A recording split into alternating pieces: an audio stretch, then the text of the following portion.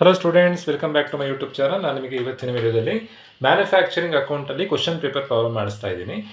Question ಈ ಥರದಲ್ಲಿದೆ. Mister X gives you the following information as on 31st March 2023.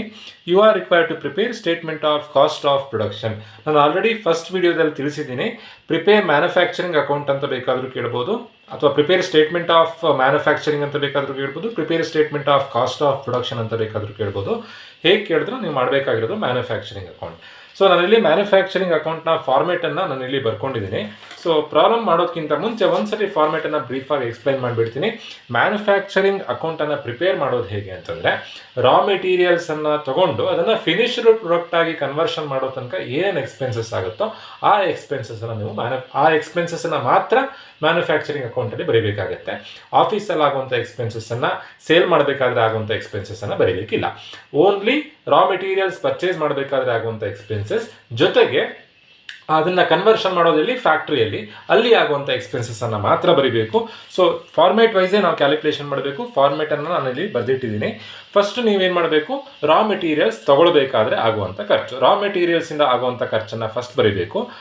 ಅದಕ್ಕಿಂತ ಮುಂಚೆ ಲಾಸ್ಟ್ ಇಯರಲ್ಲಿ ಎಷ್ಟು ರಾ ಮೆಟೀರಿಯಲ್ಸ್ ಇತ್ತು, ಈ ವರ್ಷದಲ್ಲಿ ಎಷ್ಟು ಪರ್ಚೇಸ್ ಮಾಡಿದ್ದೀರಾ, ಎಷ್ಟು ಉಳಿದಿದೆ, ಅದನ್ನು ನೀವು ಸಿಂಪ್ಲಿಫೈ ಮಾಡಿದಾಗ ಎಷ್ಟು ರಾ ಮೆಟೀರಿಯಲ್ಸನ್ನು ಖರ್ಚು ಮಾಡಿದ್ದೀರಾ ಅಂತ ಗೊತ್ತಾಗುತ್ತೆ.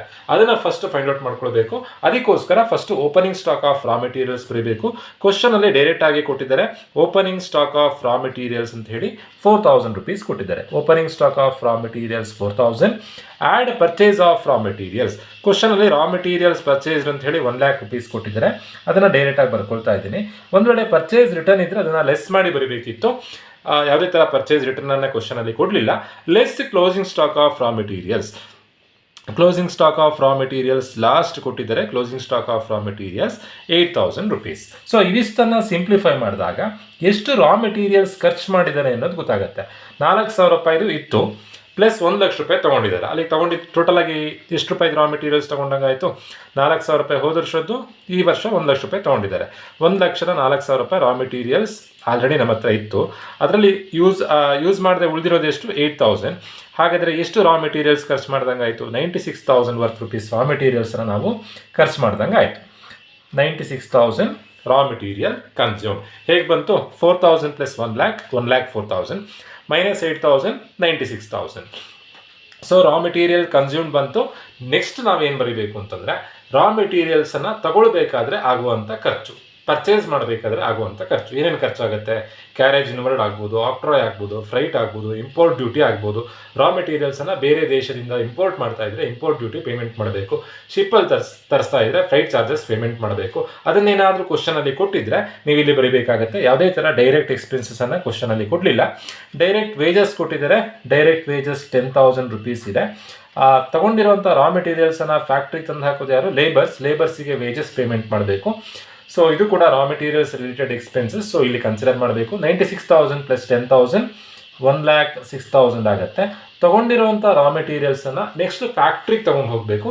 ಫ್ಯಾಕ್ಟ್ರಿಲಿ ಆಗುವಂಥ expenses, factory rent, factory lighting, factory manager salary, then production expenses, then machinery related expenses ಏನಾದರೂ ಕೊಟ್ಟರೆ ಇಲ್ಲಿ ಬರೀಬೇಕು. ಕ್ವಶನಲ್ಲಿ ಡೈರೆಕ್ಟಾಗಿ ಫ್ಯಾಕ್ಟ್ರಿ ಎಕ್ಸ್ಪೆನ್ಸಸ್ ಅಂತ ಹೇಳಿ 6,000 ಕೊಟ್ಟಿದ್ದಾರೆ. Factory expenses. ಒಂದು ವೇಳೆ ಆಫೀಸ್ ಎಕ್ಸ್ಪೆನ್ಸಸ್ ಅಂತ ಕೊಟ್ಟರೆ ಕನ್ಸಿಡರ್ ಮಾಡಲಿಕ್ಕಿಲ್ಲ. ಸೆಲ್ಲಿಂಗ್ ಎಕ್ಸ್ಪೆನ್ಸಸ್ ಅಂತ ಕೊಟ್ಟರೆ ಕನ್ಸಿಡರ್ ಮಾಡಲಿಕ್ಕಿಲ್ಲ. ಓನ್ಲಿ ಫ್ಯಾಕ್ಟ್ರಿ ಎಕ್ಸ್ಪೆನ್ಸಸನ್ನು ಮಾತ್ರ ಕನ್ಸಿಡರ್ ಮಾಡಬೇಕು. ಫ್ಯಾಕ್ಟ್ರಿ ಎಕ್ಸ್ಪೆನ್ಸಸ್ 6,000 rupees ಇದೆ. ಸೊ ಅಲ್ಲಿಗೆ 1,06,000 ಖರ್ಚಾಗಿತ್ತು, ಪ್ಲಸ್ 6,000 ಅಂತಂದರೆ 1,12,000 rupees ಖರ್ಚಾಗ್ತಾ ಇದೆ. ಫ್ಯಾಕ್ಟ್ರಿಯಲ್ಲಿ ಖರ್ಚಾಗಿದ್ದು 6,000, ಟೋಟಲ್ ಆಗಿ ಖರ್ಚಾಗಿದ್ದು 1,12,000. ಇದಕ್ಕೆ opening stock of work in ಪ್ರೋಗ್ರೆಸ್ಸನ್ನು ಆ್ಯಡ್ ಮಾಡಬೇಕು. Closing stock of work in ಪ್ರೋಗ್ರೆಸ್ಸನ್ನು ಲೆಸ್ ಮಾಡಬೇಕು. Opening stock of work in progress ಎಷ್ಟಿದೆ? 26,000 ಇದೆ. Closing stock of work in progress 18,000 ಇದೆ. ಏನು ವರ್ಕ್ ಇನ್ ಪ್ರೋಗ್ರೆಸ್ ಅಂತಂದರೆ, ತೊಗೊಂಡಿರುವಂಥ ರಾ ಮೆಟೀರಿಯಲ್ಸ್ ಎಲ್ಲ ಪ್ರೊಸೆಸ್ ಆಗೋದು ಇಲ್ಲಿ, ಪ್ರೊಸೆಸ್ ಆಗೋದು ಫ್ಯಾಕ್ಟ್ರಿಲಿ.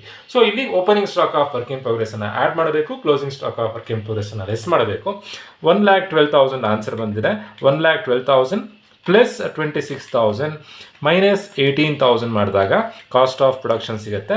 ಕಾಸ್ಟ್ ಆಫ್ ಪ್ರೊಡಕ್ಷನ್ ಆನ್ಸರ್ ಎಷ್ಟು ಅಂತಂದರೆ 1,20,000. Simple problem. Last year question paper problem 2025 SCP question paper problem 5 ಮಾರ್ಕ್ಸಿಗೆ ಕೇಳಿದ್ದಾರೆ. ಇದರಲ್ಲಿ ಅಡ್ಜಸ್ಟ್ಮೆಂಟ್ ಜಾಸ್ತಿ ಇದ್ದರೆ 10 ಮಾರ್ಕ್ಸಿಗೆ ಕೇಳ್ತಾರೆ. ತುಂಬಾ ಸಿಂಪಲ್ ಪ್ರಾಬ್ಲಮ್. ಫೈನಲ್ ಆನ್ಸರ್ 1,20,000 ಬಂದಿದೆ. ಒಂದು ವೇಳೆ ಈ ಕ್ವಶನಲ್ಲಿ opening stock of finished goods, closing stock of finished goods ಕೊಟ್ಟರೆ ಕನ್ಸಿಡರ್ ಮಾಡಲಿಕ್ಕಿಲ್ಲ. ಏನಕ್ಕೆ ಅಂತಂದರೆ ಫಿನಿಶ್ಡ್ ಗೂಡ್ಸ್ ರಿಲೇಟೆಡ್ ಆಫೀಸಿಗೆ ರಿಲೇಟೆಡ್, ಹಾಗಾಗಿ ಅದನ್ನು ನಾವಿಲ್ಲಿ ಕನ್ಸಿಡರ್ ಮಾಡಲಿಕ್ಕಿಲ್ಲ. ನಾವಿಲ್ಲಿ ಕನ್ಸಿಡರ್ ಮಾಡಬೇಕಾಗಿದ್ದು ರಾ ಮೆಟೀರಿಯಲ್ಸನ್ನು ಪರ್ಚೇಸ್ ಮಾಡಿ ಅದನ್ನು ಕನ್ವರ್ಷನ್ ಫಿನಿಶ್ಡ್ ಗೂಡ್ಸ್ ಆಗಿ ಕನ್ವರ್ಷನ್ ಮಾಡೋ ತನಕ ಆಗುವಂಥ ಎಕ್ಸ್ಪೆನ್ಸಸ್ ಮಾತ್ರ. ಸೊ ಹಾಗಾದರೆ ನಿಮಗೆ ಆಫೀಸಲ್ಲಿ ಬರುವಂಥ ಎಕ್ಸ್ಪೆನ್ಸಸ್, ಸೇಲ್ ಮಾಡಬೇಕಾದ್ರೆ ಆಗುವಂಥ ಎಕ್ಸ್ಪೆನ್ಸಸ್ ಎಲ್ಲದೂ ನಿಮಗೆ ಗೊತ್ತಿರಬೇಕು. ಇಲ್ಲ ಅಂದರೆ ನಿಮಗೆ ಕನ್ಫ್ಯೂಷನ್ ಆಗುತ್ತೆ. For example advertisement related to sales ಇಲ್ಲಿ ಬರೀಲಿಕ್ಕಿಲ್ಲ. ಕಮಿಷನ್ ರಿಲೇಟೆಡ್ ಟು ಸೇಲ್ಸ್ ಇಲ್ಲಿ ಬರೀಲಿಕ್ಕಿಲ್ಲ. ದೆನ್ ಬ್ಯಾಲೆನ್ಸ್ ಶೀಟ್ ಎಂಟ್ರೀಸ್ ಕೊಟ್ಟಿದ್ರೆ, for example share capital, land and building, plant and ಮೆಷಿನರಿಯ ಎಕ್ಸ್ಪೆನ್ಸಸ್ಸನ್ನು ಇಲ್ಲಿ ಬರೀಬೇಕು. ಮೆಷಿನರಿ ವ್ಯಾಲ್ಯೂ ಕೊಟ್ಟರೆ ಅದು ನಿಮಗೆ ಅಸೆಟ್ ಆಗುತ್ತೆ, ಅದನ್ನು ಇಲ್ಲಿ ಬರೀಲಿಕ್ಕಿಲ್ಲ.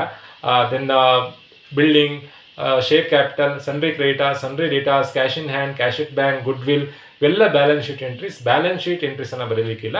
ಎಕ್ಸ್ಪೆನ್ಸಸ್ಸನ್ನು ಬರೀಬೇಕು. ಎಕ್ಸ್ಪೆನ್ಸಸ್ಸಲ್ಲಿ ರಾ ಮೆಟೀರಿಯಲ್ಸ್ ಟು ಫ್ಯಾಕ್ಟ್ರಿ ಅಲ್ಲಿ ಆಗುವಂಥ ಎಕ್ಸ್ಪೆನ್ಸಸ್ಸನ್ನು ಮಾತ್ರ ಕನ್ಸಿಡರ್ ಮಾಡಬೇಕು. ಇದು ಸಿಂಪಲ್ ಪ್ರಾಬ್ಲಮ್. ಇಲ್ಲಿ ಅಡ್ಜಸ್ಟ್ಮೆಂಟ್ ಜಾಸ್ತಿ ಕೊಟ್ಟಿದ್ರೆ 10 ಮಾರ್ಕ್ಸಿಗೆ ಕೇಳ್ತಾರೆ. ಆ ಥರದ ಪ್ರಾಬ್ಲಮನ್ನು ಹೇಗೆ ಮಾಡಬೇಕು ಅಂತ ನಾನು ನಿಮಗೆ ನೆಕ್ಸ್ಟ್ ವೀಡಿಯೋದಲ್ಲಿ ತಿಳಿಸ್ತೀನಿ.